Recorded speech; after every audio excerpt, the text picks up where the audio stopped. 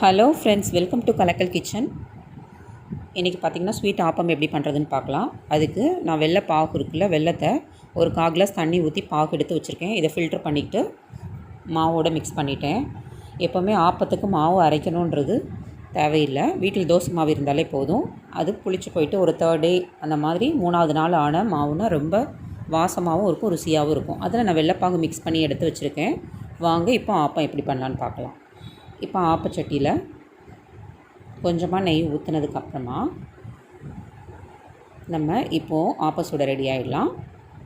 ஒரு கரண்டி மாவு நான் ஊற்றிருக்கேன். ரொம்ப தின்னாக செய்யணுன்றதுக்காக நீங்கள் கொஞ்சம் ஃப்ளஃபியாக வேணும், குண்டாக வேணும்னா நீங்கள் 2 கரண்டி 3 கரண்டி கூட ஊற்றிக்கலாம். அப்படி ஊற்றும்போது உங்களுக்கு சென்டரில் வந்து பன்னு மாதிரி வந்து அப்படியே ரவுண்டாக நிற்கும். நான் ரொம்ப தின்னாக தான் பண்ணி காட்டுறேன். அதனால் ஒரே ஒரு கரண்டி ஊற்றிட்டு இது கைகளால் இப்படி ரொட்டேட் பண்ணி ஊற்றிங்கன்னா நல்லா சர்க்கிளாக வந்துடும். உங்களுக்கு பழக்கம் இல்லைன்னா கரண்டி வச்சு நீங்கள் தேய்ச்சி விட்டுக்கலாம். இதுக்கு மேலே கொஞ்சமாக மூடி போட்டு மூடினதுக்கப்புறம் ஆஃப் பாயில் வெந்ததுக்கப்புறம் திரும்ப எடுத்துகிட்டு இதில் கொஞ்சம் ஓரங்களில் நெய் நம்ம சேர்த்துக்கலாம். அப்போ ஆப்பம் இன்னும் வாசமாகவும் இருக்கும், ருசியாகவும் இருக்கும். அதுக்காக தான் நெய் கொஞ்சமாக சேர்த்துக்கிறது. நெய் சேர்த்து ஆப்பம் சாப்பிடும்போது இன்னும் ருசியாக இருக்கும். குழந்தைங்க விரும்பி சாப்பிடுவாங்க. நமக்கு வெந்துடுச்சு ஆப்பம். இப்போ நம்ம இதை எடுத்துடலாம். அதன் ஓரங்களில் வந்து இந்த மாதிரி எடுத்து விட்டுட்டு அதுக்கப்புறமா நம்ம எடுக்கலாம் ஆப்பத்தை. ஆப்பம் வந்து ஊற வச்சும் நம்ம அரைச்சி பண்ணலாம் ஃப்ரெண்ட்ஸ். ஊற வச்சு அரைச்சி பண்ணும்போது இருக்க டேஸ்ட்டோடு நம்ம தோசை அரைச்சி இட்லியெல்லாம் பண்ணுவோம்ல, ஃபஸ்ட் நாள் இட்லி பண்ணிவிட்டு தோசை பண்ணதுக்கப்புறமா லாஸ்ட் டேயில் பண்ணக்கூடிய அந்த ஆப்பம் மாவு வந்து கொஞ்சம் நமக்கு ருசியாகவும் இருக்கும், டேஸ்ட்டாகவும் இருக்கும், சாப்பிட்றதுக்கு வாசமாகவும் இருக்கும். 3rd டே பண்ணக்கூடிய அந்த மாவில் புளிச்சு போன மாவுன்னு சொல்லுவோம்ல, அதில் ஆப்பம் பண்ணிங்கன்னா ரொம்ப ருசியாக இருக்கும். இது வெள்ளைப்பாகு வச்சு பண்ணுறதுனால தான் இது கொஞ்சம் எல்லோயிஷாக வரும் என்னுடைய ஆப்பம். நீங்கள் இதுவே வந்து சுகர் வந்து போட்டு பண்ணிங்கன்னா பியூர் ஒயிட்டாக இருக்கும். அகெயின் வந்து நான் 2வது ஆப்பம் வந்து அதே போல் ரொட்டேட் பண்ணி எடுத்துக்கிறேன். போட்டு ஊற்றிட்டு கைகளால் இந்த மாதிரி சுற்றி விட்டிங்கன்னா சூப்பராக ரெடி ஆகிடும். சுகர் வந்து ஹெல்த்துக்கு அதாவது உடம்புக்கு நல்லது இல்லைன்றதுனால வெல்லம் சேர்த்து நான் வெள்ளை பாகு எடுத்துகிட்டு அதில் தூசி எதுவும் இருக்கிறதுனால ஃபில்டர் பண்ணி இந்த மாவில் வந்து வெல்லம் சேர்த்து பண்ணுறேன். அடுத்தது நம்ம இதுக்குள்ளே தேங்காய் வந்து எடுத்து தேங்காய் பால் எடுத்துகிட்டு வந்துடலாம். வேகட்டும். எல்லா ஆப்பமே 2 நிமிஷத்தில் வெந்துடும் நமக்கு சட்டுன்னு.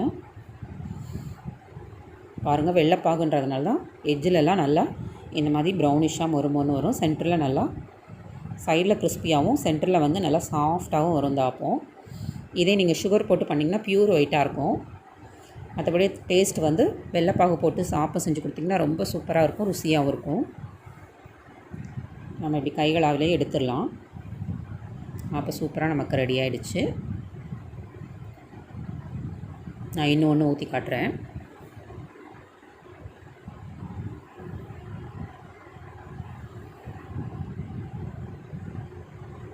மாவு வந்து உங்களுடைய விருப்பத்துக்கு ஏற்ற மாதிரி குறையவோ கூடவோ அட்ஜஸ்ட் பண்ணி ஊற்றிக்கோங்க.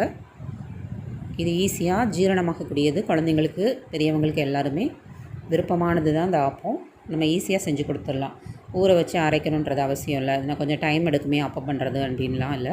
நம்ம இருக்கக்கூடிய தோசை மாவில் வச்சு சட்டுன்னு பண்ணி கொடுத்துடலாம் ஃப்ரெண்ட்ஸ்.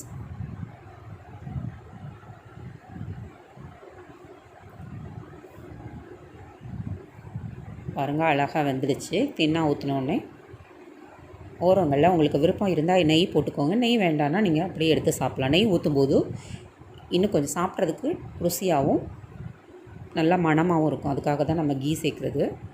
நீங்கள் ஆப்ஷனல் தான், வேண்டான்னா சேர்க்க வேண்டாம். பாருங்கள், ஆப்பம் வந்து நல்லா கலண்டு அப்படியே வரும். வெந்த உடனே நம்ம அப்படியே எடுத்துடலாம். கொஞ்சம் சூடாக இருக்கும், கவனமாக எடுங்க. பாருங்கள் ஃபஸ்ட் ஃபேவரேட்டாக எல்லாேருக்கும் ஃபேவரேட்டான ஆப்பம் வந்து சட்டுன்னு நம்ம ரெடி பண்ணிட்டோம். இப்போ தேங்காய் பால் வச்சு நம்ம இதுக்கு சர்வ் பண்ணலாம். ரொம்பவே ருசியாகவும் மணமாகவும் இருக்கும் ஃப்ரெண்ட்ஸ். இந்த ரெசிபி உங்களுக்கு பிடிச்சிருக்கும்னு நினைக்கிறேன். இந்த ரெசிபி உங்களுக்கு பிடிச்சிருந்ததுன்னா லைக் பண்ணுங்கள், ஷேர் பண்ணுங்கள். கலக்கல் கிச்சனை சப்ஸ்கிரைப் பண்ணிக்கோங்க. ஃபஸ்ட்டு நம்ம சேனலை பார்க்குறீங்கன்னா சப்ஸ்கிரைப் பண்ணிக்கோங்க. பக்கத்தில் இருக்க பெல் ஐக்கானை கிளிக் பண்ணிக்கோங்க. அப்போ தான் நாங்கள் போடுற வீடியோஸ் உங்களுக்கு நோட்டிஃபிகேஷன்ஸ் வரும். தேங்க்யூ ஃபார் வாட்சிங்.